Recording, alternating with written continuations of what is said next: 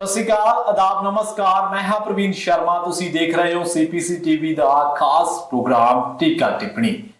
ਕਿਸਾਨੀ ਆਗੂਆਂ, ਕਿਸਾਨੀ ਅੰਦੋਲਨ ਦੇ ਸਿਰ ਪਹਿਲੀ ਜਿੱਤ ਦਾ ਸਿਹਰਾ ਵੱਜਿਆ, ਪਰ ਉਸ ਤੋਂ ਬਾਅਦ ਬਹੁਤ ਸਾਰੇ ਸਵਾਲਾਂ ਨੂੰ ਜਨਮ ਵੀ ਮਿਲਿਆ। ਬਹੁਤ ਸਾਰੀਆਂ ਸ਼ੰਕਾਵਾਂ ਖੜੀਆਂ ਹੋਈਆਂ।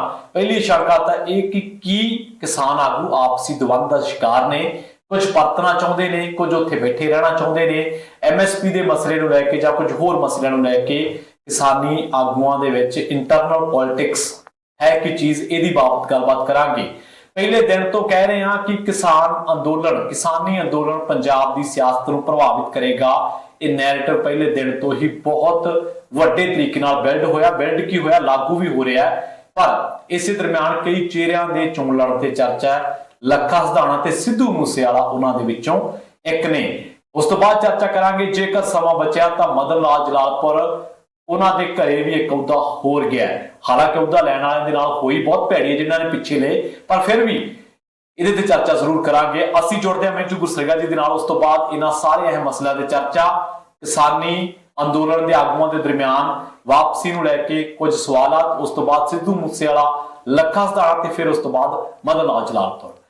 ਮਿੰਟੂ ਸਤਿ ਸ਼੍ਰੀ ਅਕਾਲ, ਸਵਾਗਤ ਹੈ ਤੁਹਾਡਾ। ਸ਼ੁਕਰੀਆ ਜੀ, ਸਾਰਿਆਂ ਨੂੰ ਸਤਿ ਸ਼੍ਰੀ ਅਕਾਲ ਜੀ। ਮੈਨੂੰ ਨਾ ਬਹੁਤ ਵਾਰ ਤੁਹਾਡਾ ਇੱਕ ਕੋਟ ਬੜਾ ਯਾਦ ਆਉਂਦਾ ਜਦੋਂ ਚੋਣਾਂ ਦੀ ਗੱਲ ਚੱਲਦੀ ਹੈ, ਇਲੈਕਸ਼ਨਸ ਦੀ ਗੱਲ ਚੱਲਦੀ ਹੈ, ਤਾਂ ਵਿਧਾਨ ਸਭਾ 'ਚ ਕਿਉਂ ਨਹੀਂ ਕਿਰਤੀ ਹੋ ਸਕਦਾ। ਮੈਨੂੰ ਬੜੀ ਚੰਗੀ ਲੱਗਦੀ ਲਾਈਨ, ਕਿਉਂਕਿ ਆਪਾਂ ਵੀ ਕਿਰਤੀਆਂ ਦੇ, ਆਮ ਕਿਸਾਨਾਂ ਦੇ ਪੋਤੇ ਆ ਤੇ ਸਾਨੂੰ ਲੱਗਦਾ ਕਿ ਯਾਰ ਹੋਵੇ, ਵੱਟਾਂ ਵਾਲੇ ਵਿਧਾਨ ਸਭਾ 'ਚ ਕਿਉਂ ਨਹੀਂ। ਹਾਂਜੀ, ਪਰ ਮਿੰਟੂ ਜੀ ਚਰਚਾ ਤਾਂ ਛਿੜੀ ਹੈ। ਲੱਖਾ ਸਿਧਾਣਾ, ਹੁਣ ਸਿੰਗਰ ਵੀ ਸਿੱਧੂ ਮੂਸੇਵਾਲਾ, ਉਹਦੀ ਚਰਚਾ ਜ਼ਰੂਰ ਕਰਾਂਗੇ ਆਪਾਂ, ਪਰ ਸ਼ੁਰੂਆਤ ਕਿਸਾਨੀ ਤੋਂ ਹੀ ਕਰ ਲੈਂਦੇ ਹਾਂ। ਹੁਣ ਦੱਸਦੇ ਆ, ਚਰਚਾਵਾਂ ਇਹ ਹੈ ਕਿ ਕੁਝ ਕਿਸਾਨ ਆਗੂ ਪਰਤਣਾ ਚਾਹੁੰਦੇ ਆ, ਕੁਝ ਉੱਥੇ ਰਹਿਣਾ ਚਾਹੁੰਦੇ ਆ। ਮਿੰਟੂ ਜੀ, ਅੰਦਰਲੀ ਗੱਲ ਕੀ ਹੈ? ਦੇਖੋ, ਜਦੋਂ ਇਹ ਖੇਤੀ ਬਿੱਲ ਰੱਦ ਹੋਏ ਸਨ, ਖੇਤੀ ਕਾਨੂੰਨ ਰੱਦ ਹੋਏ ਸਨ ਜੀ, ਮੈਂ ਜਿਹੜੀਆਂ ਗੱਲਾਂ ਤੁਹਾਡੇ ਨਾਲ ਸਾਂਝੀਆਂ ਕੀਤੀਆਂ ਸੀ, ਤਕਰੀਬਨ 80% ਉਹੀ ਵਾਪਰੀਆਂ ਨੇ ਹੂਬਹੂ।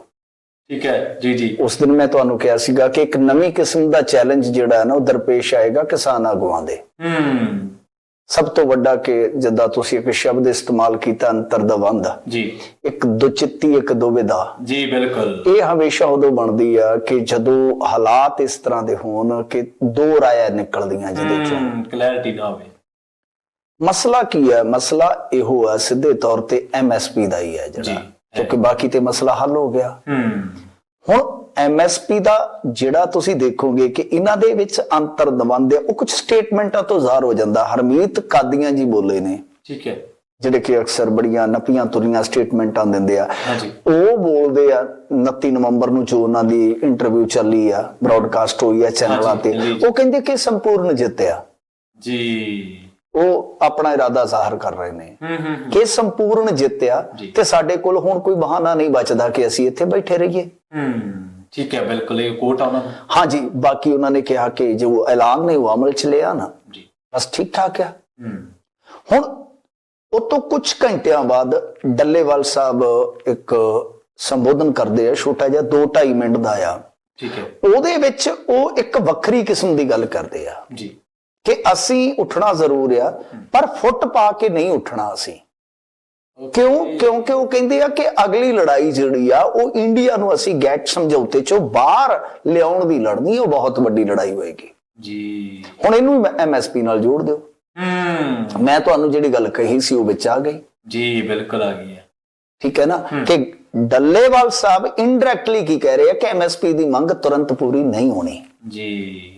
ਇਹ ਗੈਟ ਸਮਝੌਤੇ ਚੋਂ ਬਾਹਰ ਆਉਣਗੇ ਤਦ ਇੱਕ ਮਸਲਾ ਜਿਹੜਾ ਉਹ ਹੱਲ ਵੱਲ ਵਧੇਗਾ ਜੀ। ਸੋ ਗੱਲ ਜਿਹੜੀ ਹੈ ਮੈਂ ਤੁਹਾਨੂੰ ਸ਼ੁਰੂਆਤ ਚ ਕਹੀ ਸੀ ਕਿ ਐਮਐਸਪੀ ਵਾਲਾ ਮੁੱਦਾ ਜਿਹੜਾ ਉਹ ਕਾਨੂੰਨਾਂ ਨਾਲੋਂ ਟੇਢਾ ਆ। ਬਿਲਕੁਲ ਸਹੀ, ਟੇਢਾ ਆ। ਹੁਣ ਜਿਹੜੀ ਉਹ ਸਟੇਟਮੈਂਟ ਆ, ਜਾਂ ਇਹ ਸਟੇਟਮੈਂਟ ਆ, ਜਾਂ ਫਿਰ ਗੁਰਨਾਮ ਸਿੰਘ ਚੜੂਨੀ ਹੋਰਾਂ ਦੀ ਸਟੇਟਮੈਂਟ, ਕਿਉਂਕਿ ਸਟੇਟਮੈਂਟਾਂ ਚੋਂ ਪਤਾ ਲੱਗਦਾ ਕਿ ਅੰਦਰ ਕੀ ਚੱਲ ਰਿਹਾ। ਪਰ ਕਈ ਆਗੂ ਤਾਂ ਬੜੀਆਂ ਹੁਣ ਗੁੰਝਲਦਾਰ ਸਟੇਟਮੈਂਟਾਂ ਦੇ ਰਹੇ ਆ ਮਿੰਟੂ ਜੀ। ਹਾਂਜੀ, ਮੈਂ ਉਹੀ ਕਹਿ ਰਿਹਾ ਨਾ ਕਿ ਅੰਦਰ ਕੀ ਚੱਲ ਰਿਹਾ ਹੈ ਜੀ। ਕਿਸਾਨ ਜਥੇਬੰਦੀਆਂ ਜਿਹੜੀਆਂ ਪੰਜਾਬ ਦੀਆਂ, ਸਪੈਸ਼ਲੀ ਅੱਜ ਤੁਸੀਂ ਦੇਖੋਗੇ ਫੇਰ ਇੱਕ ਮੀਟਿੰਗ ਦਾ ਆਯੋਜਨ ਹੈ। ਹਾਂਜੀ ਹਾਂਜੀ, ਉਹ ਮੀਟਿੰਗ ਹੋਏਗੀ, ਉਹਦੇ ਵਿੱਚੋਂ ਜਿਹੜੀ ਗੱਲ ਨਿਕਲ ਕੇ ਆ ਰਹੀ ਆ, ਕੋਈ ਤੁੱਕਾ ਲਾ ਰਿਹਾ ਕਿ ਜੀ ਉੱਥੇ 30 ਇੱਕ ਪਾਸੇ ਆ, 2 ਇੱਕ ਪਾਸੇ ਆ, ਕੋਈ ਕਹਿੰਦਾ ਜੀ ਇੱਕ ਹੀ ਅੜਿਆ ਪਿਆ, ਬਾਕੀ ਸਾਰੇ ਜਿਹੜੇ ਝੜ ਗਏ ਆ, ਵਗੈਰਾ ਵਗੈਰਾ, ਇਹ ਗੱਲਾਂ ਨੇ। ਠੀਕ ਹੈ ਨਾ, ਆਪਾਂ ਉਹ ਗੱਲ ਕਰਾਂਗੇ ਜਿਹੜੀ ਇਹਨਾਂ ਦੀ ਸਟੇਟਮੈਂਟ ਦੇ ਵਿੱਚੋਂ ਨਿਕਲਦੀ ਹੈ ਪ੍ਰਤੱਖ ਤੌਰ ਤੇ। ਜਿੱਦਾਂ ਹੁਣ ਡੱਲੇਵਾਲ ਸਾਹਿਬ ਨੇ ਆਪਣੀ ਇੱਛਾ ਜ਼ਾਹਰ ਕਰ ਦਿੱਤੀ ਕਿ ਅਸੀਂ ਉਦੋਂ ਤੱਕ ਨਹੀਂ ਜਾਵਾਂਗੇ ਜਦੋਂ ਤੱਕ ਅਸੀਂ ਸਾਰਿਆਂ ਨੂੰ ਭਰੋਸੇ 'ਚ ਨਹੀਂ ਲੈ ਲੈਂਦੇ। ਮਤਲਬ ਕਿ ਇੱਕ ਤਾਂ ਲੀਡਰ ਕਹਿ ਰਿਹਾ ਕਿ ਸੰਪੂਰਨ ਜਿੱਤ, ਜੇ ਤਾਈਆਂ ਦੇ ਗੱਲ ਹਾਰ ਪੈਂਦੇ ਕੌਣ ਪੁੱਛਦਾ ਜੇ ਫੌਜਾਂ ਹਾਰੀਆਂ ਨੂੰ। ਉਹ ਕਹਿ ਰਿਹਾ ਸੰਪੂਰਨ ਜਿੱਤ, ਕਿ ਮਤਲਬ ਅਸੀਂ ਪੰਜਾਬ 'ਚ ਆਈਏ ਤਾਂ ਸਾਡੇ ਗੱਲ ਦੇ ਵਿੱਚ ਇਹ ਕਹਿ ਕੇ ਹਾਰ ਪੈਣ ਕਿ ਅਸੀਂ ਸੰਪੂਰਨ ਜਿੱਤ ਦਰਜ ਕੀਤੀ ਹੈ ਜੀ। ਔਰ ਹਾਰ ਜਿਹੜੇ ਉਹ ਕੱਲੇ ਫੁੱਲਾਂ ਦੇ ਨਹੀਂ ਹੁੰਦੇ, ਹਾਰਾਂ ਦੇ ਵਿੱਚ ਕਈ ਵਾਰ ਆਕਾਂਖਿਆਵਾਂ ਵੀ ਪਰੋਈਆਂ ਹੁੰਦੀਆਂ ਨੇ, ਅਰਮਾਨ ਵੀ ਪਰੋਏ ਹੁੰਦੇ ਨੇ। ਹਾਰ ਕੱਲੇ ਫੁੱਲਾਂ ਦੇ ਨਹੀਂ ਬਣਦੇ ਹਮੇਸ਼ਾ। ਸਹੀ ਹੈ। ਪਰ ਲੀਡਰ ਨੂੰ ਤੇ ਹਮੇਸ਼ਾ ਇਹੋ ਜਿਹੇ ਹਾਰ ਦੀ ਜ਼ਰੂਰਤ ਹੁੰਦੀ ਆ।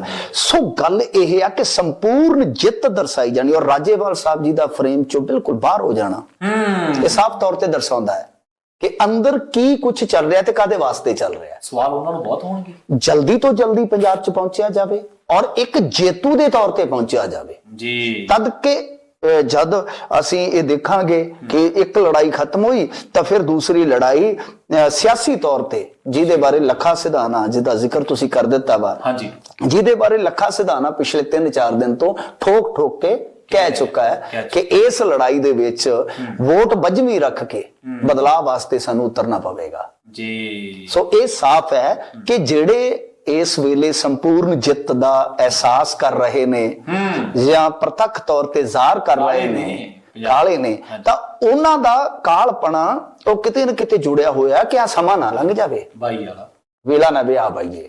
ਕਿਉਂਕਿ ਮੈਂ ਤਾਂ ਤੁਹਾਨੂੰ ਕਿਹਾ ਸੀ ਕਈ ਲੀਡਰ ਹੈਗੇ ਨੇ ਕਿਸਾਨ ਆਗੂਆਂ ਚੋਂ ਜਿਹੜੇ ਐਮਐਲਏ ਵਾਲੀ ਝੱਗੀ ਸਵਾ ਕੇ ਪਾ ਕੇ ਤੇ ਰਿਹਰਸਲ ਕਰਦੇ ਨੇ ਸ਼ੀਸ਼ੇ ਮੂਹਰੇ ਖੜ ਕੇ ਜੀ, ਮੈਂ ਦਾਸ ਕਿਦਾਂ ਦਾ ਲੱਗੇਗਾ।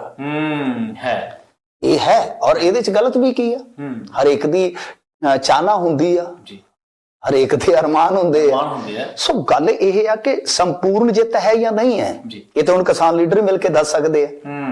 ਪਰ ਸੰਪੂਰਨ ਜਿੱਤ ਇੱਕ ਲੀਡਰ ਵੱਲੋਂ ਐਲਾਨ ਦੇਣੀ ਚੈਨਲਾਂ ਤੇ ਆ ਕੇ, ਉਹ ਇਸੇ ਗੱਲ ਦਾ ਹੀ ਸੰਕੇਤ ਹੈ ਕਿ ਜਦ ਅਸੀਂ ਪੰਜਾਬ ਚ ਆਈਏ ਤਾਂ ਅਸੀਂ ਜੇਤੂ ਦੇ ਤੌਰ ਤੇ ਇੱਥੇ ਵੇਖੇ ਜਾਈਏ ਔਰ ਫਿਰ ਅਸੀਂ ਇੱਕ ਦੂਜੀ ਜ਼ਿੰਮੇਵਾਰੀ ਜਿਹੜੀ ਹੈ ਉਹ ਉੱਠ ਕੇ ਚੱਲਣ ਦੇ ਕਾਬਲ ਹੋ ਜਾਈਏ ਜੀ। ਸੋ ਦੂਜੇ ਪਾਸੇ ਡੱਲੇਵਾਲ ਸਾਹਿਬ ਜਿਹੜੀ ਗੱਲ ਕਰ ਰਹੇ ਨੇ ਉਹ ਥੋੜੀ ਜਿਹੀ ਜ਼ੁਦਾ ਹੈ, ਉਹ ਥੋੜੀ ਜਿਹੀ ਵੱਖ ਇਉਂ ਆ ਕਿ ਅਸੀਂ ਇੱਕ ਹੋਰ ਵੱਡੀ ਲੜਾਈ ਜਿਹੜੀ ਆ, ਕਿਉਂਕਿ ਦੇਖੋ ਸਿਧਾਂਤਵਾਦੀ ਪਹੁੰਚ ਵੀ ਇੱਕ ਬਹੁਤ ਵੱਡਾ ਮੁੱਦਾ ਹੈ ਨਾ। ਹੈਗੀ ਬਿਲਕੁਲ ਠੀਕ ਹੈ।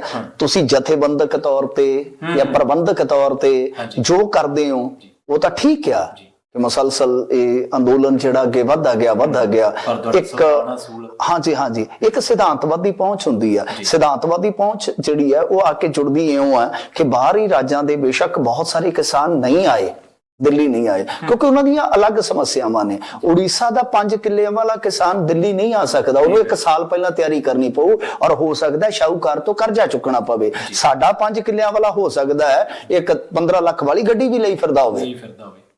ਫਰਕ ਹੈ ਨਾ, ਬੁਨਿਆਦੀ ਫਰਕ ਆ। ਪਰੰਤੂ ਉੱਥੇ ਜਿੰਨੀ ਵੀ ਹਾਜ਼ਰੀ ਹੈਗੀ ਆ, ਬਿਹਾਰ ਤੱਕ ਇਸ ਅੰਦੋਲਨ ਦਾ ਫੈਲਾਅ ਹੋਇਆ, ਤੇਲੰਗਾਨਾ ਤੱਕ ਬੰਦ ਨੂੰ ਕਿਤੇ ਨਾ ਕਿਤੇ ਰਿਸਪੌਂਡ ਕੀਤਾ ਗਿਆ ਵਾ, ਤਾਂ ਉਹਨਾਂ ਨੂੰ ਛੱਡ ਕੇ ਤੇ ਇੱਧਰ ਦੂਸਰੀ ਲੜਾਈ ਆਰੰਭ ਕਰ ਲੈਣੀ, ਇਹ ਸਿਧਾਂਤਵਾਦੀ ਪਹੁੰਚ ਤੇ ਸਵਾਲ ਹੈ ਜਿਹਦੀ ਡੱਲੇਵਾਲ ਸਾਹਿਬ ਗੱਲ ਕਰ ਰਹੇ ਨੇ ਕਿ ਇਹ ਲੜਾਈ ਤਾਂ ਹੁਣ ਭਾਈ ਉਹਨਾਂ ਦੀ ਵੀ ਬਣ ਚੁੱਕੀ ਹੈ ਨਾ, ਜਿਨ੍ਹਾਂ ਨੂੰ ਐਮਐਸਪੀ ਨਹੀਂ ਮਿਲਦੀ ਜੀ। ਹੁਣ ਇਹੀ ਮੁੱਦਾ ਜਿਹੜਾ ਤੁਸੀਂ ਗੁਰਨਾਮ ਸਿੰਘ ਚੜੂਨੀ ਵਾਲੇ ਸਟੇਟਮੈਂਟ ਤੇ ਲਾਗੂ ਕਰ ਲਓ, ਉਹਨਾਂ ਦੀ ਇੱਕ ਵੱਖਰੀ ਤਰ੍ਹਾਂ ਦੀ ਸਟੇਟਮੈਂਟ ਹੈ। ਉਹ ਕਹਿੰਦੇ ਆ ਕਿ ਉਹ ਐਮਐਸਪੀ ਨੂੰ ਵੀ ਨਹੀਂ ਲੈ ਰਹੇ ਕਿਉਂਕਿ ਐਮਐਸਪੀ ਤਾਂ ਹਰਿਆਣੇ ਚ ਆਲਰੇਡੀ ਹੈਗੀ ਹੈ। ਪੰਜਾਬ ਮਿਸ਼ਨ ਉਹ ਲਾਗੂ ਕਰੀ ਬੈਠੇ ਆ, ਜੀਪ ਤੇ ਜਾਂ ਟਰੈਕਟਰ ਤੇ ਆਮ ਹੀ ਮਿਲਦੇ ਨੇ ਅੱਜ ਕੱਲ। ਮਿਸ਼ਨ ਪੰਜਾਬ ਉਹਨਾਂ ਦਾ ਜਿਹੜਾ ਧੂਆਂਧਾਰ ਚੱਲ ਰਿਹਾ ਹੈ। ਅੱਛਾ, ਉਹ ਐਮਐਸਪੀ ਦੀ ਥਾਂ ਤੇ ਆਪਣੀ ਸਮੱਸਿਆ ਹਰਿਆਣੇ ਵਾਲੇ ਕਿਸਾਨਾਂ ਦੀ ਜੋੜ ਰਹੇ। ਉਹ ਕਹਿੰਦੇ ਕਿ ਕੇਸ ਦਰਜ ਨਾ ਹੋਏ ਤੇ ਭੁਗਤਦੇ ਮਰ ਜਾਣਗੇ ਵਿਚਾਰੇ। ਅੱਛਾ, ਕੇਸ ਰੱਦ ਕਰਵਾਓ ਕਿਉਂਕਿ 40-50 ਹਜ਼ਾਰ ਕੇਸ ਬਣਿਆ ਪਿਆ। ਔਰ ਅੱਗੇ ਇਸੇ ਤਰ੍ਹਾਂ ਹੋਇਆ ਸੀ, ਸਤਿਆਪਾਲ ਮਲਕ ਜਾਟ ਅੰਦੋਲਨ ਚ ਆਇਆ, ਖੂਬ ਉਹਨੇ ਕਮਾਈ ਸ਼ਮਾਈ ਵੀ ਕੀਤੀ, ਚੰਦਾ ਬੰਦਾ ਵੀ। ਉਸ ਤੋਂ ਬਾਅਦ ਤੁਹਾਨੂੰ ਪਤਾ ਜੋ ਹਸ਼ਰ ਹੋਇਆ, ਸਤਿਆਪਾਲ ਮਾਲਿਕ ਤੇ ਲੱਭਦਾ ਨਹੀਂ ਅੱਜ ਕੱਲ, ਤੇ ਜਿਹੜੇ ਉਦੋਂ ਦੇ ਕੇਸਾਂ 'ਚ ਫਸੇ ਉਹ ਵਿਚਾਰੇ ਅੱਜ ਵੀ ਤਰੀਕਾਂ ਭੁਗਤਦੇ ਆ। ਬਿਲਕੁਲ ਸਹੀ। ਗੁਰਨਾਮ ਚੜੂਨੀ ਨੂੰ ਇਹ ਆ ਕਿ ਮਿਸ਼ਨ ਪੰਜਾਬ ਕਰਦਾ ਕਰਦਾ ਕਿਤੇ ਮੈਂ ਹਰਿਆਣੇ 'ਚ ਵੜਨੋਂ ਵੀ ਰਹਿ ਜਾਵਾਂ, ਇਹ ਤਾਂ ਸਾਰੇ ਉੱਠ ਜਾਣਗੇ, ਮੈਂ ਕੀ ਕਰੂੰਗਾ? ਜ਼ਿੰਮੇਵਾਰੀਆਂ ਵੀ ਨੇ, ਆਗੂ ਨੇ। ਇਸੇ ਤਰ੍ਹਾਂ ਟਕੈਤ ਸਾਹਿਬ ਦਾ ਵੀ ਇੱਕ ਮੁੱਦਾ ਹੈ। ਅੱਛਾ, ਟਕੈਤ ਸਾਹਿਬ ਜਿਹੜੇ ਕਹਿੰਦੇ ਆ ਕਿ ਇਹ ਜਿਹੜੀ ਗੱਲ ਕਹਿੰਦੇ ਪਏ ਆ ਉਹ ਭਾਈ ਅਸੀਂ ਸਮਝਾ ਲਾਂਗੇ ਜੀ, ਪਰੰਤੂ ਐਮਐਸਪੀ ਲੈ ਤੋਂ ਬਿਨਾਂ ਅਸੀਂ ਨਹੀਂ ਜਾਣਾ, ਕਿਉਂਕਿ ਯੂਪੀ ਦਾ ਮੇਨ ਮੁੱਦਾ ਤਾਂ ਐਮਐਸਪੀ ਦਾ ਬਣ ਜਾਂਦਾ। ਸਹੀ ਹੈ, ਕੁਝ ਹਿੱਸੇ ਦੇ ਵਿੱਚ ਯੂਪੀ ਦੇ ਕੁਝ ਹਿੱਸੇ ਕੀ ਥੋੜੇ ਜਿਹੇ ਮਾਮੂਲੀ ਹਿੱਸੇ ਦੇ ਵਿੱਚ ਜੇ ਵੇਖੀਏ ਤੇ ਐਮਐਸਪੀ ਹੈਗੀ ਆ, ਬਾਕੀ ਥਾਵਾਂ ਤੇ ਨਹੀਂ ਹੈਗੀ। ਉਹ ਐਮਐਸਪੀ ਦੇ ਮੁੱਦੇ ਤੇ ਉਹਨਾਂ ਦੀ ਸ਼ਾਹ ਕੋਲ ਉੱਥੇ ਦਾਅ ਤੇ ਲੱਗੀ, ਕਿਉਂਕਿ ਟਕੈਤ ਸਾਹਿਬ ਬੇਸ਼ੱਕ ਇਲੈਕਸ਼ਨਾਂ ਲੜਨ, ਇਹਨਾਂ ਦੇ ਭਰਾਤਾ ਤਿਆਰ ਨੇ, ਪਾਰਟੀਆਂ ਅਪਰੋਚ ਕਰ ਰਹੀਆਂ ਟਕੈਤ ਫੈਮਿਲੀ ਨੂੰ, ਕਿਉਂਕਿ ਜਿਸ ਵੀ ਫੈਮਿਲੀ ਵੱਲੋਂ ਇਹ ਟਿਕਟ ਹਾਸਲ ਕਰਨਗੇ ਉਹਨੂੰ ਸਪੋਰਟ ਆਲਰੇਡੀ ਜਿਹੜੀ ਹੈ ਉਹ ਮਤਲਬ ਕਿ ਸਮਝ ਲਓ ਹੋ ਚੁੱਕੀ ਹੋਏਗੀ। ਟਕੈਤ ਸਾਹਿਬ ਐਲਾਨ ਨਾ ਕਰਨ, ਰਕੇਸ਼ ਟਕੈਤ ਆਲਰੇਡੀ ਉਹਨੂੰ ਹੋ ਚੁੱਕੀ ਹੋਏਗੀ। ਜਿਸ ਪਾਰਟੀ ਵੱਲੋਂ ਪਰਿਵਾਰ ਨੂੰ ਟਿਕਟ ਮਿਲੇਗੀ ਤਾਂ ਸਮਝ ਲਓ ਕਿ ਟਕੈਤ ਦੀ ਸਪੋਰਟ ਆ ਗਈ, ਤਾਂ ਉੱਥੇ ਆਪਣੇ ਪੱਧਰ ਦੀ ਸਟੇਟਮੈਂਟ ਆ। ਹਾਂਜੀ, ਸੋ ਕੁੱਲ ਮਿਲਾ ਕੇ ਕਹਿ ਸਕਦੇ ਆ ਕਿ ਅੰਦਰ ਖਾਸਾ ਕੁਝ ਚੱਲ ਰਿਹਾ ਹੈ ਜੀ, ਖਾਸਾ ਕੁਝ ਚੱਲ ਰਿਹਾ ਹੈ। ਠੀਕ ਹੈ, ਔਰ ਖਿੱਚ ਤੂੰ ਇਸੇ ਗੱਲ ਨੂੰ ਲੈ ਕੇ ਅੱਜ ਹੁਣ ਜਿਹੜੀ ਮੀਟਿੰਗ ਹੋਏਗੀ ਉਹਦੇ ਵਿੱਚੋਂ ਜੋ ਚਰਚਾ 'ਚ ਨਿਕਲ ਕੇ ਨਤੀਜਾ ਆਏਗਾ ਸ਼ਾਇਦ ਉਹ ਡਿਸਕਲੋਜ਼ ਨਾ ਕੀਤਾ ਜਾਵੇ, ਪਰ ਕੁਝ ਸਟੇਟਮੈਂਟਾਂ ਦੇ ਰਾਹੀਂ ਉਹ ਸਾਹਮਣੇ ਆ ਸਕਦਾ ਆ।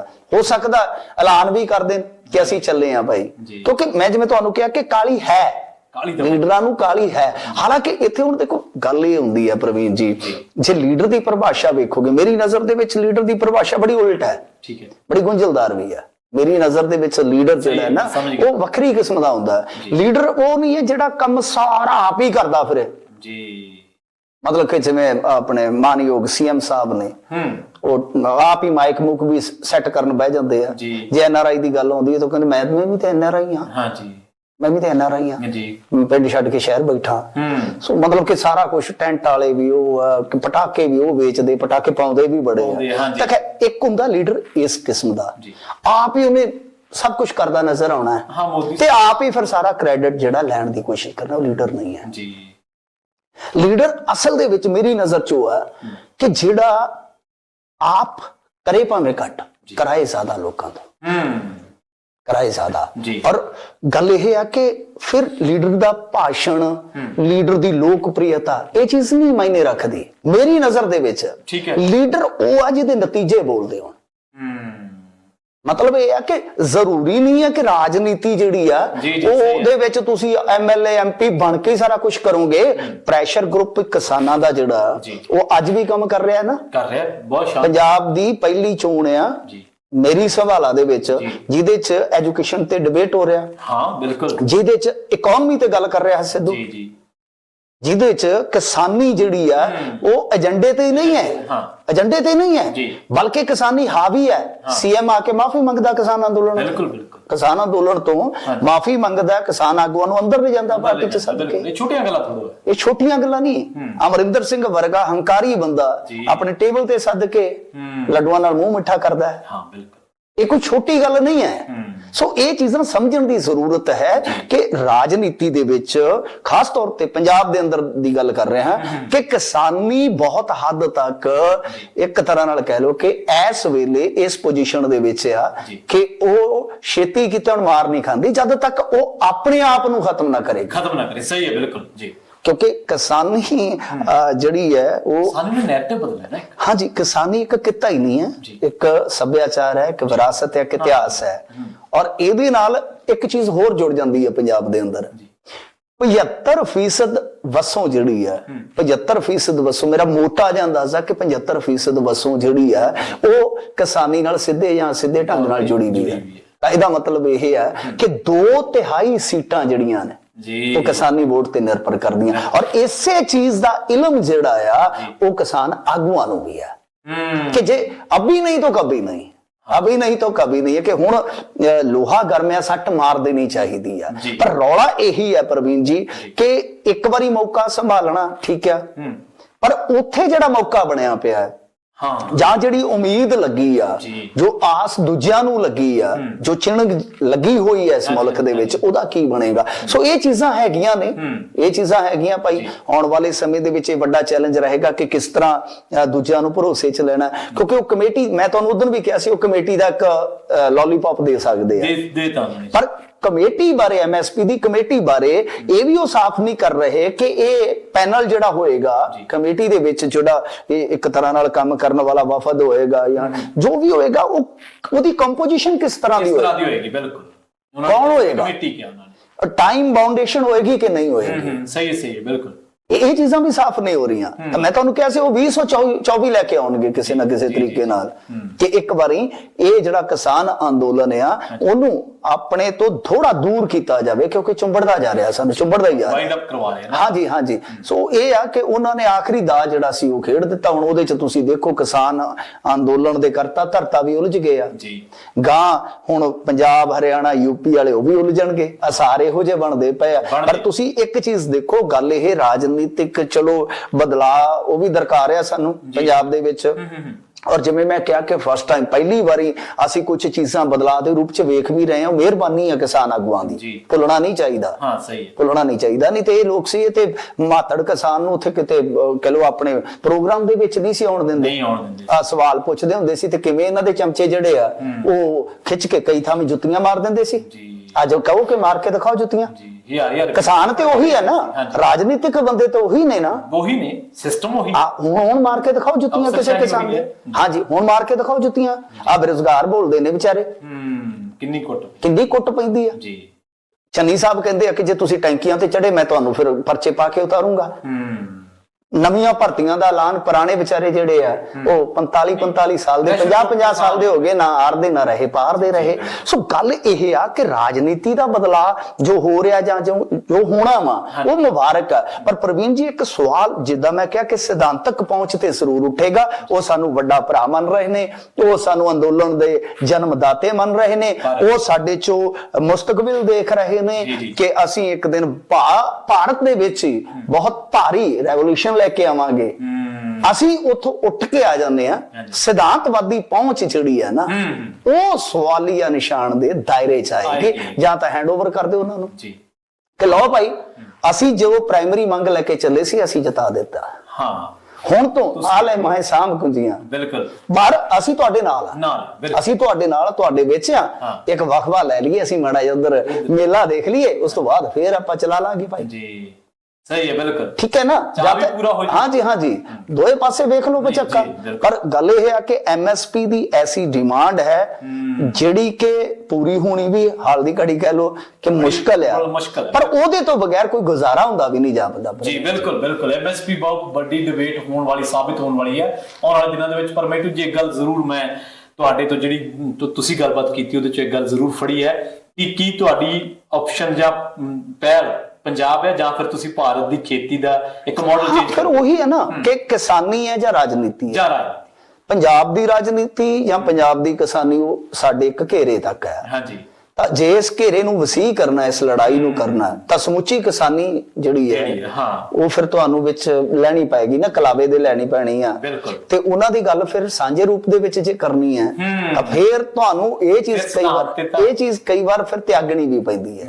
ਕਈ ਵਾਰ ਤੁਹਾਨੂੰ ਆਪਣੇ ਹਾਂਜੀ ਆਪਣੇ ਆਪ ਨੂੰ ਕੁਰਬਾਨ। ਹਾਂਜੀ ਹਾਂਜੀ, ਮੈਂ ਉਹੀ ਕਹਿ ਰਿਹਾ ਨਾ ਕਿ ਕਿਸਾਨ ਆਗੂਆਂ ਸਾਹਮਣੇ ਸਭ ਤੋਂ ਵੱਡਾ ਚੈਲੰਜ ਇਹੋ ਆ ਕਿ ਕੀ ਇਸ ਲੜਾਈ ਨੂੰ ਸਮੇਟਿਆ ਜਾਵੇ ਜਾਂ ਇਸ ਲੜਾਈ ਨੂੰ ਫੈਲਾਇਆ ਜਾਵੇ। ਜੇ ਸਮੇਟਿਆ ਜਾਵੇ ਤਾਂ ਇੱਕ ਸਹਿਮਤੀ ਤੇ ਸਮੇਟਿਆ ਜਾਵੇ, ਜਾਂ ਫਿਰ ਉਹਨੂੰ ਕਹਿ ਲੋ ਕਿ ਦੇ ਦਿੱਤਾ ਜਾਵੇ, ਵਾਗਡੋਰ ਕਿਸੇ ਨੂੰ ਫੜਾ ਦਿੱਤੀ ਜਾਵੇ ਕਿ ਲਓ ਭਾਈ ਹੁਣ ਅਸੀਂ ਪਿਛਲੇ ਆ ਰਹੀ ਹਾਂ, ਸਪੋਰਟ ਤੁਹਾਡੀ ਫੁੱਲ ਕਰਾਂਗੇ, ਅਸੀਂ ਇੱਥੇ ਹੀ ਆ, ਅਸੀਂ ਇੱਥੇ ਆ, ਪਰ ਸਾਡੀ ਚੋਣ ਆ। ਅਸੀਂ ਚੋਣ ਲੜਨੀ ਆ, ਚੋਣ ਲੜ ਲਵਾਂਗੇ, ਤੁਸੀਂ ਸਾਡੀ ਉੱਥੇ ਨਾਲੇ ਰਾਜਨੀਤੀ ਚ ਸਪੋਰਟ ਕਰੋ ਤੇ ਅਸੀਂ ਤੁਹਾਡੀ ਇੱਥੇ ਭਾਈ ਘੋਲ ਚ ਸਪੋਰਟ ਕਰਦੇ ਰਹਾਂਗੇ। ਪਰ ਜੇ ਏਦਾਂ ਧਾਤਾ ਕਰਕੇ ਉਠਾਉਣਾ ਤਾਂ ਫਿਰ ਜਿਹੜੇ ਕਹਿੰਦੇ ਸੀ ਸਾਡੇ ਵੱਡੇ ਭਰਾ ਪਹਿਲਾਂ ਇਹਨਾਂ ਨੇ ਡੈਂਟ ਪਾਇਆ, ਹੁਣ ਇਹਨਾਂ ਦੇ ਪੈਣਗੇ, ਇਹਨਾਂ ਦੀ ਛਵੀ ਤੇ ਡੈਂਟ ਪੈਣਗੇ। ਮੈਨੂੰ ਜੀ ਕਿਸਾਨ ਆਗੂਆਂ ਦਾ ਤਾਂ ਪਤਾ ਨਹੀਂ ਚੋਣ ਲੜਨਗੇ ਕਿ ਨਹੀਂ ਲੜਨਗੇ, ਹਲੇ ਇਹਨਾਂ ਦਾ ਆਪਸੀ ਦਵੰਦ ਬਹੁਤ ਵੱਡਾ, ਆਪਸੀ ਸ਼ਸ਼ੋਪੰਜ ਬਹੁਤ ਵੱਡੀ ਹੈ। ਪਰ ਕੁਝ ਕਿਸਾਨ ਆਗੂ ਪਹਿਲਾਂ ਹੀ ਨੇੜੇ ਜਿਹੇ ਰਹੇ ਨੇ ਸਿਆਸੀ ਪਾਰਟੀਆਂ ਦੇ, ਤਾਂ ਲੱਗਦੇ ਨੇ। ਪਰ ਲੱਖੇ ਸਿਧਾਣੇ ਨੇ ਬਹੁਤ ਕੁਝ ਸਾਫ਼ ਕਰ ਦਿੱਤਾ। देखो हाँ जी, वो एक खबर भी हुण आ रही है, अच्छा लेटेस्ट न्यूज़ ਜਿਹੜੀ ਆ ਰਹੀ ਹੈ ਕਿ ਕੁਝ ਕਿਸਾਨ ਆਪਣੇ ਪੱਧਰ ਤੇ ਸਮਾਨ ਸਮੇਟ ਕੇ ਚਾਲੇ ਪਾਉਣ ਦੀ ਤਿਆਰੀ 'ਚ ਹੈ ਜੀ। ਸੋ ਗੱਲ ਉਹੀ ਹੋ ਗਈ ਹੈ ਨਾ, ਗੱਲ ਉਹੀ ਹੋ ਗਈ। ਮੈਂ ਤੁਹਾਨੂੰ ਹਾਈ ਗੱਲ ਕਹੀ ਸੀਗੀ ਜੀ 80% ਕਹੋਗੇ, ਥੋੜਾ ਜਿਹਾ ਕਈ ਵਾਰ ਨਾ ਬੰਦੇ ਨੂੰ ਕਿਤੇ ਨਾ ਕਿਤੇ ਕਹਿ ਲੋ ਕਿ ਕੁਦਰਤੀ ਅੰਦਾਜ਼ਾ ਹੋ ਜਾਂਦਾ ਹੈ। ਮੈਂ ਕੋਈ ਬਹੁਤਾ ਸਿਆਣਾ ਨਹੀਂ ਤੁਹਾਡੇ ਨਾਲੋਂ, 90% ਹੀ ਗੱਲਾਂ ਸਹੀ ਹੋ ਰਹੀਆਂ ਕਿ ਲੋਕਾਂ ਦੇ ਵਿੱਚ ਵੀ ਦਵੰਦ ਪੈਦਾ ਹੋ ਜਾਏਗਾ। ਹਾਂ, ਕਿਉਂਕਿ ਦੇਖੋ ਗੱਲ ਕੀ ਹੈ ਕਿ ਤੁਹਾਡੇ ਨਾਲ ਤੁਹਾਡਾ ਕਾਡਰ ਜੁੜਿਆ ਹੈ ਜੀ, ਜੋ ਤੁਹਾਡੀ ਮਨਸ਼ਾ ਅੰਦਰ ਦੀ ਉਹ ਉਹਨਾਂ ਤੱਕ ਥੱਲਿਓਂ ਵੀ ਪਹੁੰਚਣੀ ਹੈ। ਹਾਂਜੀ, ਹੂਟਰ ਵਾਲੀ ਗੱਡੀ ਉਹਨਾਂ ਦੇ ਮੂਰੇ ਵੀ ਹੋਣੀ ਚਾਹੀਦੀ। ਹਾਂ ਜੀ, ਗੱਲ ਇਹ ਆ ਕਿ ਹੁਣ ਬੜੀ ਮੇਰੇ ਸਾਹਮਣੇ ਹੁਣ ਜਿੱਦਾਂ ਤੁਸੀਂ ਲੱਖਾ ਸਿਧਾਣਾ ਦੀ ਗੱਲ ਕੀਤੀ ਹੈ, ਹਾਂਜੀ, ਬੜੀ ਅਜੀਬੋ-ਗਰੀਬ ਜੀ ਪਰਿਸਥਿਤੀ ਹੁਣ ਰਾਜਨੀਤਿਕ ਨਕਸ਼ੇ ਨੂੰ ਲੈ ਕੇ ਵੀ ਬਣ ਰਹੀ ਹੈ। ਹਾਂਜੀ ਹਾਂਜੀ ਮੈਨੂੰ ਜੀ, ਤੇ ਜਾਂ ਤਾਂ ਫਿਰ ਇਹ ਹੋਵੇ ਕਿ ਤੁਸੀਂ ਇਕੱਠੇ ਇਲੈਕਸ਼ਨ ਮੈਦਾਨ ਚ ਉਤਰੋ, 2/3 ਸੀਟਾਂ ਤੇ ਸਿੱਧਾ ਤੁਹਾਡਾ ਪ੍ਰਭਾਵ ਹੈ ਜੀ, ਇਦਾਂ ਹੀ ਹੈ ਨਾ। ਜੇ ਤੁਸੀਂ ਦੇਖੋਗੇ ਤਾਂ ਸਾਡੀਆਂ ਜਿਹੜੀਆਂ ਸੈਮੀ ਅਰਬਨ ਹਾਂਜੀ ਤੇ ਜਿਹੜੀਆਂ ਰੂਰਲ ਹੈ, ਹਾਂਜੀ, ਉਹ ਵੇਖ ਲਓ ਕਿੰਨੀਆਂ ਬਣਦੀਆਂ, 40 ਘਟਾ ਦਿਓ, 40 ਅਰਬਨ ਨੇ, ਬਾਕੀ 117 ਚੋਂ ਉਹ ਨੇ ਜਿਹੜੀਆਂ ਸਿੱਧੀਆਂ ਕਿਸਾਨਾਂ ਦੇ ਵੋਟ ਦੇ ਨਾਲ ਹੀ ਨਤੀਜਾ ਦਿੰਦੀਆਂ ਨੇ ਜੀ। ਹੁਣ ਜਾਂ ਤਾਂ ਇੱਕ ਮੁੱਠ ਹੋ ਕੇ ਪਵੋ, ਫਿਰ ਤੇ ਤੁਸੀਂ ਹੱਲੇ ਨਾਲ ਜੀ, ਫਿਰ ਤੇ ਤੁਸੀਂ ਕੁਛ ਨਾ ਕੁਛ ਖੱਟ ਲਓਗੇ। ਬਹੁਤ ਤੋਂ ਵੀ 10 ਹੁਣ ਰੌਲਾ ਇਹ ਆ ਮੇਰੇ ਸਾਹਮਣੇ ਜੋ ਬਣ ਰਿਹਾ, ਹੁਣ ਇੱਕ ਖਬਰ ਤੋਂ ਗੱਲ ਜਿਹੜੀ ਆ ਉਹ ਔੜੀ ਆ। ਹਾਂਜੀ ਹਾਂਜੀ, ਹੁਣ ਇਹ ਆ ਕਿ ਜੇ ਆਪੋ ਆਪਣੇ ਕਾਡਰ ਨਾਲ ਇਸ ਤਰ੍ਹਾਂ ਅੰਦਰ ਦਾ ਸੰਵਾਦ ਰਚਾ ਕੇ, ਅੰਦਰ ਦੀ ਆਪਦੀ ਰਣਨੀਤੀ ਚਲਾ ਕੇ ਸਾਰੇ ਉੱਠ ਖੜਦੇ ਨੇ ਜਾਂ ਕੁਝ ਉੱਠ ਖੜਦੇ, ਕੁਝ ਉੱਥੇ ਬੈਠੇ ਰਹਿੰਦੇ ਆ, ਤਾਂ ਫਿਰ ਰਾਜਨੀਤਿਕ ਨਕਸ਼ੇ ਤੇ ਵੀ ਤਾਂ ਏਕਾ ਨਜ਼ਰ ਨਹੀਂ ਆਏਗਾ ਨਾ ਤੁਹਾਨੂੰ, ਬਹੁਤ ਔਖਾ। ਤੇ ਫਿਰ ਉਹਦਾ ਫਾਇਦਾ ਤੇ ਫਿਰ ਡੈਫੀਨਿਟਲੀ ਰਵਾਇਤੀ ਪਾਰਟੀਆਂ ਨੂੰ ਆਉਣ ਜਾ ਰਿਹਾ, ਚੁੱਕਣਗੇ ਰਵਾਇਤੀ ਪਾਰਟੀਆਂ ਨੂੰ ਹੋਏਗਾ ਨਾ। ਕਿਉਂਕਿ ਗੱਲ ਜਿਹੜੀ ਹੈ ਇਹ ਆ ਕਿ ਹੁਣ ਉਗਰਾਹਾਂ ਵਾਲਾ ਧੜਾ ਜਿਹੜਾ, ਜਿਵੇਂ ਫਰਜ਼ ਕਰੋ ਮਾਲਵੇ ਦੀਆਂ 69-70 ਸੀਟਾਂ ਨੇ ਹੈਗੀਆਂ ਨੇ ਜੋ ਡਿਸਾਈਡਡ ਹੁੰਦੀਆਂ ਨੇ ਜੀ ਸਰਕਾਰ ਬਣਾਉਣ ਚ, ਮਾਲਵਾ ਆ ਗਿਆ ਨਾ, ਮਾਲਵਾ। ਔਰ ਮਾਲਵੇ ਦੇ ਵਿੱਚ ਜੇ ਤੁਸੀਂ ਦੇਖੋਗੇ ਉਗਰਾਹਾਂ ਵਾਲੇ ਬਹੁਤ ਮਜ਼ਬੂਤ ਨੇ, ਉਹ ਕਹਿੰਦੇ ਅਸੀਂ ਇਲੈਕਸ਼ਨ ਚ ਆਉਣਾ ਹੀ ਨਹੀਂ ਹੈ ਜੀ, ਚੁਣਾਵੀ ਪ੍ਰਕਿਰਿਆ ਚ ਆਉਣਾ ਅਸੀਂ ਨਹੀਂ ਆਉਣਾ। ਹਾਂਜੀ ਬਿਲਕੁਲ, ਉਹਨਾਂ ਦੀ ਆਈਡੀਓਲੋਜੀ ਵਿਚਾਰਧਾਰਾ ਹੀ ਇਹ ਕਹਿੰਦੀ ਹੈ। ਹਾਂਜੀ, ਫਿਰ ਲੈਫਟਿਸਟ ਹੋ ਸਕਦਾ ਹੈ, ਰਾਈਟਿਸਟ ਵਾਲੇ ਏਜੰਡੇ ਤੇ ਖਾਸ ਤੌਰ ਤੇ ਰਾਜਨੀਤਿਕ ਏਜੰਡਾ ਜਿਹੜਾ, ਉਹਦੇ ਤੇ ਵੀ ਇਤਰਾਜ਼ ਕਰ ਲੈਣ ਕਿ ਅਸੀਂ ਤੇ ਭਾਈ ਖੱਬੇ ਆ ਤੇ ਅਸੀਂ ਖੱਬੀ ਵਿਚਾਰਧਾਰਾ ਨੂੰ ਫੋਲੋ ਕਰਕੇ ਅੱਗੇ ਵਧਣਾ।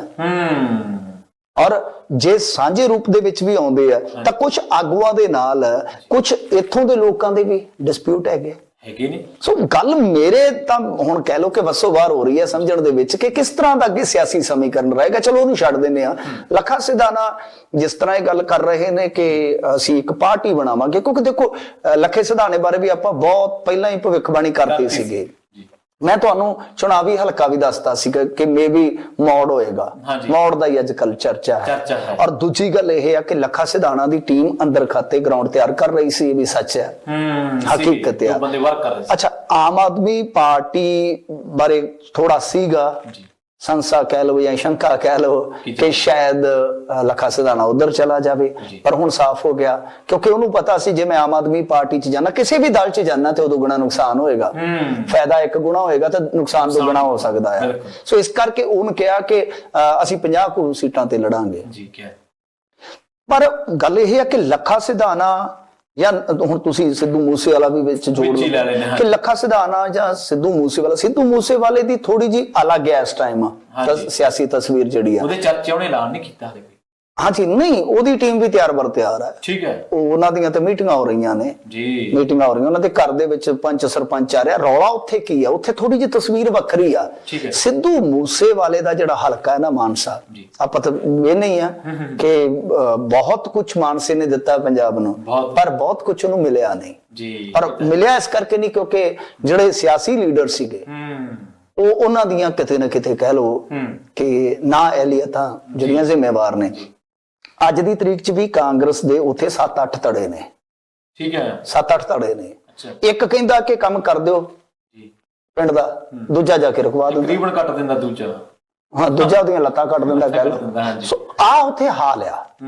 ਇਹਨਾਂ ਦਾ ਪਰਿਵਾਰ ਜਿਹੜਾ ਉਹ ਸੱਤਾਧਾਰੀਆਂ ਨਾਲ ਜੁੜਿਆ ਹੋਇਆ। ਠੀਕ ਹੈ, ਸਿੱਧੂ ਦਾ ਜੀ, ਸਿੱਧੂ ਮੂਸੇਵਾਲੇ ਦਾ ਪਰਿਵਾਰ ਜੁੜਿਆ ਹੋਇਆ। ਸੋ ਇਹਦਾ ਜਿਹੜਾ ਅਸਾਰ ਹੈ ਉਹ ਕਾਂਗਰਸ ਵੱਲੋਂ ਵੀ ਬਣਦਾ ਹੈ। ਹਾਲਾਂਕਿ ਜੋ ਇਹਨਾਂ ਦੀ ਖਾਸ ਟੀਮ ਦੇ ਇੱਕ ਮੈਂਬਰ ਨੇ ਸੋਰਸ ਸੀਗੇ ਤਾਂ ਉਹ ਦੱਸ ਰਹੇ ਸੀਗੇ ਕਿ ਅਪਰੋਚ ਬਹੁਤ ਪਾਰਟੀਆਂ ਕਰ ਰਹੀਆਂ ਨੇ ਸਿੱਧੂ ਅੰਦਰ ਖਾਤੇ।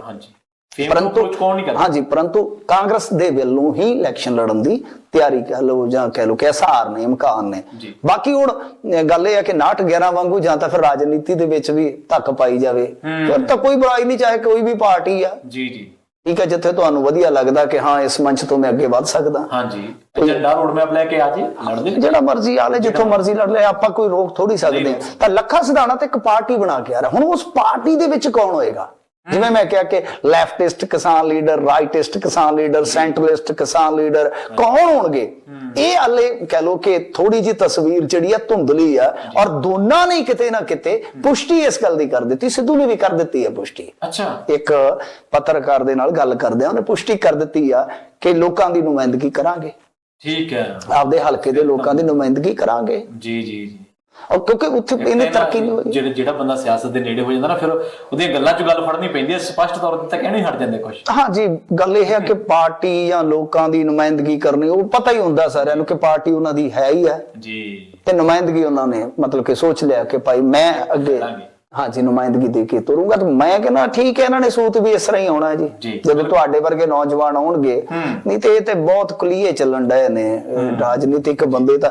ਹਾਲੇ ਵੀ ਤੁਸੀਂ ਵੇਖੋ ਕਿ ਗੱਲ ਜਿਹੜੀ ਹੈ ਨਾ, ਉਹ ਜਿਵੇਂ ਬਾਂਦਰ ਨੂੰ ਨਾ ਬਣਾ ਦਿੱਤਾ ਇੱਕ ਵਾਰੀ ਜੰਗਲ ਦਾ ਬਾਦਸ਼ਾਹ। ਠੀਕ ਹੈ, ਤੇ ਬਹੁਤ ਉਹਦੇ ਕੋਲ ਮਸਾਇਲ ਆਇਆ ਕਰਨ ਕਿ ਹਾਂ ਭਾਈ ਇਹਦਾ ਹੱਲ ਕਰੋ, ਇਹਦਾ ਹੱਲ ਕਰੋ। ਉਹ ਜਦੋਂ ਵੀ ਪੰਚਾਇਤ ਆਇਆ ਘਰੇ ਜੁੜ ਕੇ, ਤੇ ਉਹ ਕੋਈ ਵੀ ਮੁੱਦਾ ਹੋਵੇ, ਇੱਕ ਦਿਨ ਤੇ ਬੜਾ ਗੰਭੀਰ ਮੁੱਦਾ ਲੈ ਕੇ ਆਏ, ਤੇ ਉਹ ਹੁਣ ਹਰ ਇੱਕ ਬੰਦੇ ਦੀ ਆਦਤ ਹੁੰਦੀ ਹੈ, ਇੱਕ ਜਾਨਵਰ ਦੀ ਆਪਣੀ ਆਦਤ ਹੁੰਦੀ ਹੈਗੀ ਹੈ। ਬਿਲਕੁਲ, ਜਿਹੜਾ ਫਿਜ਼ਿਕ ਹੈ, ਛੋਟੀ ਜਿਹੀ ਗੱਲ ਦੱਸਦਾ, ਜਿਹੜਾ ਸਾਹ ਆ ਉਹ ਛਾਲਦਾ ਬੰਦੇ ਨੂੰ, ਹਾਂਜੀ, ਤੇ ਜਿਹੜਾ ਭਾਲੂ ਆ ਉਹ ਐ ਥੱਲੇ ਨੂੰ ਸੁੱਟਦਾ। ਆਦਤ ਹੈ, ਆਦਤ ਹੈ, ਬਿਲਕੁਲ ਹਰੇਕ ਦੀ ਫਿਤਰਤ ਹੈ। ਉਸੇ ਤਰ੍ਹਾਂ ਬਾਂਦਰ ਤੈਨੂੰ ਪਤਾ ਹੀ ਹੈ ਕਿ ਟਪੂਸੀਆਂ ਮਾਰਦਾ। ਹਾਂਜੀ, ਤਾਂ ਉਹ ਕਦੇ ਇਸ ਰੁੱਖ ਤੋਂ ਉਸ ਰੁੱਖ ਤੇ, ਹਾਂਜੀ, ਉਹ ਆਖਣ ਰਾਜਾਨ ਸਾਡੀ ਗੱਲ ਸੁਣੋ, ਆਹ ਮਸਲਾ ਵਿਗੜ ਗਿਆ, ਇਹਦਾ ਕੋਈ ਹੱਲ ਕੀਤਾ ਜਾਵੇ। ਉਹਦੇ ਚ ਉਨੀ ਕਾਬਲੀਅਤ ਹੀ ਹੈ ਨਹੀਂ, ਉਹ ਤਾਂ ਟਪੂਸੀ ਹੀ ਮਾਰ ਸਕਦਾ ਨਾ। ਉਹ ਕਹਿੰਦਾ ਛੱਡੋ ਅੱਗ ਲਾਓ, ਤੁਸੀਂ ਮੇਰੀ ਆਣੀ ਤੇ ਜਾਣੀ ਵੇਖੋ। ਮਤਲਬ ਕਿ ਇੱਥੇ ਅੱਗ ਲੱਗੀ ਪਈ ਹੈ ਜੰਗਲ ਨੂੰ, ਇਹ ਆਣੀ ਤੇ ਜਾਣੀ ਚ ਹੀ ਫਿਰਦੇ ਨੇ। ਕਦੇ ਉਹਨੇ ਉਹਨੂੰ ਗਾਲ ਕੱਢ ਦਿੱਤੀ, ਕਦੇ ਉਹਨੇ ਉਹਨੂੰ ਟੀਚਰ ਕਰ ਦਿੱਤੀ। ਸੋ ਇਹੀ ਆ ਕਿ ਮੈਂ ਤੇ ਇੱਕ ਗੱਲ ਕਹੂੰਗਾ ਕਿ ਐਵੇਂ ਪਰਸੈਪਸ਼ਨ ਬਣਾਈ ਹੈ ਇਹਨਾਂ ਬੰਦਿਆਂ ਨੇ, ਪਰਸੈਪਸ਼ਨ ਬਣਾਈ ਹੈ ਕਿ ਰਾਜਨੀਤੀ ਰਾਜਨੀਤੀ ਇਹ ਕੋਈ ਜ਼ਮਾਂਦਰੂ ਤੁਹਾਡੇ ਲੇਖੇ ਲੱਗੀ ਹੈ ਕਿ ਰਾਜਨੀਤੀ ਤੁਸੀਂ ਕਰਨੀ ਹੈ, ਜਿਹੜਾ ਮਰਜ਼ੀ ਆਵੇ। ਆਪਾਂ ਤਾਂ ਕਹਿੰਦੇ ਆ ਕਿ ਖੁੱਲਾ ਖਾਤਾ ਹੀ ਹੈ। ਜਾਣਦੇ ਹਾਂ ਮਿੰਟੀ ਸੰਖੇਪ ਦੇ ਵਿੱਚ ਇੱਕ ਸਿਆਸੀ ਪਰਿਵਾਰ ਬਾਰੇ ਵੀ ਚਰਚਾ ਕਰਦੇ ਚਲੀ ਗਈ। ਕਾਂਗਰਸ ਪਾਰਟੀ ਏਦਾਂ ਦੀ ਪਾਰਟੀ ਕਿਵੇਂ ਬਣ ਗਈ ਹੈ ਵੀ ਜਿਹੜਾ ਕੁਝ ਬੋਲਦਾ ਉਹਦੇ ਘਰੇ ਚੱਕ ਨੌਕਰੀ। ਜਲਾਲਪੁਰ ਸਾਹਿਬ ਦੇ ਪੁੱਤ ਨੂੰ ਵੀ ਡਾਇਰੈਕਟਰ ਲਾਤਾ ਦੱਸਦੇ। ਨਹੀਂ, ਜਲਾਲਪੁਰ ਸਾਹਿਬ ਵੈਸੇ ਮੇਰੇ ਖਿਆਲ ਦੇ ਨਾਲ ਇਸੇ ਕਰਕੇ ਤਾਂ ਰੋਣਾ ਰੋ ਰਹੇ ਆ ਨਾ। ਜਲਾਲਪੁਰ ਉਹ MLA ਆ ਜਿਹੜਾ ਹਰੇਕ ਮੱਸਿਆ ਬਦਨਾਮੀ ਖੱਟਣ ਵਾਲਾ ਸੀ ਜੀ, ਸੰਡੇ ਮੰਡੇ ਵੀ ਖੱਟ ਲੈਂਦਾ ਸੀਗਾ। ਠੀਕ ਹੈ, ਕਈ ਤਾਂ ਲੀਡਰ ਆ ਨਾ ਮੱਸਿਆ ਬਦਨਾਮੀ, ਹਰ ਮੱਸਿਆ ਬਦਨਾਮੀ, ਕਈਆਂ ਦੀ ਹਰ ਸੰਡੇ ਬਦਨਾਮੀ ਹੁੰਦੀ ਆ। ਹਾਂਜੀ, ਔਰ ਅੱਛਾ ਇਹੋ ਜਿਹਾ ਮੈਂ ਤੇ ਵੇਖਿਆ ਅਹਿਲ ਬੰਦਾ, ਇਹਨਾਂ ਸਮਝਦਾਰ ਆਦਮੀ ਆ। ਨਾਜ ਘੁਟਾਲੇ ਚ ਇਹਦੇ ਭਾਣਜੇ ਦਾ ਨਾਂ ਆ, ਕਥਿਤ ਤੌਰ ਤੇ ਆਇਆ। ਇੱਕ ਦਿਨ ਤੇ ਪੁਸ਼ਟੀ ਕੀਤੀ ਸੋ ਦੂਜੇ ਦਿਨ ਮੁੱਕਰ ਕੇ ਕਹਿੰਦਾ ਉਹ ਮੇਰਾ ਭਾਣਜਾ ਹੀ ਨਹੀਂ, ਮੈਨੂੰ ਤਾਂ ਭੁਲੇਖਾ ਪੈ ਗਿਆ, ਮੈਨੂੰ ਨਾਂ ਦਾ ਨਹੀਂ ਪੱਕੇ ਦਾ ਪਤਾ। ਵਾਹ, ਸਕੇ ਭਣੇਵੇਂ ਦੇ ਨਾਂ ਦਾ ਹੀ ਨਹੀਂ ਪਤਾ। ਆ ਹੁਣ VC ਨੂੰ ਬੋਲ ਰਿਹਾ, ਇਹਨੂੰ ਇਹ ਨਹੀਂ ਪਤਾ ਹੋਣਾ ਕਿ VC ਦੀ ਸਟੱਡੀ ਕੀ ਹੈ, ਅਰਵਿੰਦ ਜੀ ਦੀ ਸਟੱਡੀ ਕੀ ਹੈ ਜੀ। US ਦੀ ਯੂਨੀਵਰਸਿਟੀ ਤੱਕ ਪੜ੍ਹਾ ਕੇ ਆਇਆ, ਫਿਜ਼ਿਕਸ, ਸਾਇੰਸ, ਰਿਸਰਚ। IISER ਜਿਹੜਾ ਹੈ ਨਾ ਮੋਹਾਲੀ ਚ, ਉਹਦਾ ਬਣਾਇਆ ਹੋਇਆ ਹੈ। ਕਿੱਥੇ ਤੁਰੇ ਫਿਰਦੇ ਹੋ ਇਹ ਜੀ, RSS ਦਾ ਬੰਦਾ ਮਹਾਰਾਜਾ ਨੇ। ਤੂੰ ਤੇ ਹਾਲੇ ਮਹਾਰਾਜਾ ਕਹਿਣੋਂ ਨਹੀਂ ਹਟਦਾ ਯਾਰ ਜੀ, ਨਾਲੇ ਚੁਣਿਆ ਹੋਇਆ ਨੁਮਾਇੰਦਾ। ਤੂੰ ਹਾਲੇ ਵੀ ਉਹਨੂੰ ਮਹਾਰਾਜਾ ਕਹਿਣੋਂ ਨਹੀਂ ਹਟਦਾ, ਜਿਹੜਾ ਕਦੇ ਖੱਟਰ ਦੇ ਪੈਰਾਂ 'ਚ ਡਿੱਗ ਪੈਂਦਾ, ਜਿਹੜਾ ਜਾ ਕੇ ਅਮਿਤ ਸ਼ਾਹ ਦੇ ਪੈਰਾਂ 'ਚ ਡਿੱਗ ਪੈਂਦਾ। ਤੇਰੀ ਕੀ ਹੈਸੀਅਤ ਆ ਐਵੇਂ ਵਾਹਿਆਤ ਬੋਲੀ ਜਾਣਾ? ਔਰ ਇਹੋ ਜਿਹੇ ਬੰਦੇ ਜਿਹੜੇ ਪਾਲਾ ਬਦਲਣ 'ਚ ਮਾਹਰ ਹੁੰਦੇ ਆ, ਵਾਹਿਆਤ ਬੋਲਦੇ ਆ, ਉਹ ਰਾਜਨੀਤੀ ਦੇ ਇਹੋ ਜਿਹੇ ਟ੍ਰੈਂਡ ਦੇ ਵਿੱਚ ਕਾਮਯਾਬ ਰਹਿੰਦੇ ਆ। ਕੋਈ ਗੱਲ ਨਹੀਂ, ਇਹ ਥੋੜੇ ਸਮੇਂ ਦੀ ਮਾਰ ਆ, ਮੈਨੂੰ ਲੱਗਦਾ ਕਿ ਹੋ ਜਾਣਗੇ ਸੂਤ ਜੀ। ਮਿੰਟੂ ਜੀ, ਲਗਾਤਾਰ ਬਦਲਦੀਆਂ ਪਰਿਸਥਿਤੀਆਂ ਦੇ ਵਿੱਚ ਅਸੀਂ ਤੁਹਾਨੂੰ ਰੋਜ਼ ਤੰਗ ਕਰਦੇ ਕਿ ਮਿੰਟੂ ਜੀ ਕਮੈਂਟ ਦਿਓ। ਜੀ ਜੀ, ਸ਼ੁਕਰੀਆ ਜੀ, ਸ਼ੁਕਰੀਆ। ਅੱਜ ਦੇ ਇਸ ਪ੍ਰੋਗਰਾਮ ਦੇ ਵਿੱਚ ਇਹ ਨਹੀਂ, ਅਸੀਂ ਗੱਲਬਾਤ ਸ਼ੁਰੂ ਕੀਤੀ ਸੀ ਅੰਦੋਲਨ ਦੇ ਵਿੱਚ ਜੋ ਆਪਸੀ ਦਵੰਦ ਜਾਂ ਇਸ ਵੇਲੇ ਜੋ ਸ਼ਸ਼ੋਪੰਜ ਦਾ ਮਾਹੌਲ ਬਣਿਆ ਹੋਇਆ ਉਹਦੀ ਬਾਬਤ ਜਾਣਿਆ ਜਾਵੇ ਤਾਂ ਬਹੁਤ ਸਾਰੀਆਂ ਚੀਜ਼ਾਂ ਨੂੰ, ਕਿਉਂਕਿ ਜਦੋਂ ਤੁਸੀਂ ਕਿਸੇ ਬਿਆਨਾਂ ਨੂੰ ਕੋਟ ਕਰਕੇ ਜਦੋਂ ਤੁਸੀਂ ਹਵਾਲਿਆਂ ਦੇ ਨਾਲ ਗੱਲ ਕਰਦੇ ਹੋ ਤਾਂ ਤੁਹਾਡੀ ਗੱਲ ਉਦੋਂ ਠੋਸ ਬਣ ਜਾਂਦੀ ਹੈ। ਅਗਲੀ ਵਾਰੀ ਫਿਰ ਮੁਲਾਕਾਤ ਹੋਏਗੀ, ਪਰ ਕੁਝ ਲੋਕਾਂ ਨੇ ਆਪਣੇ ਜਿਹੜੇ ਸਫ਼ਰ ਨੇ ਉਹਨਾਂ ਦਾ ਐਲਾਨ ਕਰ ਦਿੱਤਾ ਕਿ ਸਿਆਸੀ ਸਫ਼ਰਾਂ ਦੀ ਸ਼ੁਰੂਆਤ, ਕੁਝ ਦਾ ਹਲੇ ਐਲਾਨ ਹੋਣਾ ਬਾਕੀ ਹੈ। ਪਰ ਸੀਪੀਸੀ ਟੀਵੀ ਨਾਲ ਲਗਾਤਾਰ ਜੁੜੇ ਰਹੋ, ਲਗਾਤਾਰ ਪੰਜਾਬ ਦੀਆਂ ਬਦਲਦੀਆਂ ਸਿਆਸੀ परिस्थितियां ਤੇ ਜੋ ਅੰਦਰਲੀ ਪੋਲਿਟਿਕਸ ਚੱਲੇਗੀ ਉਹਦੇ ਤੇ ਆਪਾਂ ਤੁਹਾਡੀ ਰਾਏ ਤੇ ਆਪਣੀ ਰਾਏ ਮਿੰਟੂ ਜੀ ਦੀ ਰਾਏ ਲੈਂਦੇ ਰਹਾਂਗੇ। ਸੀਪੀਸੀ ਟੀਵੀ ਦੇ ਪ੍ਰੋਗਰਾਮ ਟੀਕਾ ਟਿੱਪਣੀ ਨੂੰ ਆਪਣਾ ਪਿਆਰ ਇਸੇ ਤਰ੍ਹਾਂ ਦਿੰਦੇ ਰਹੋ। ਸਤਿ ਸ਼੍ਰੀ ਅਕਾਲ।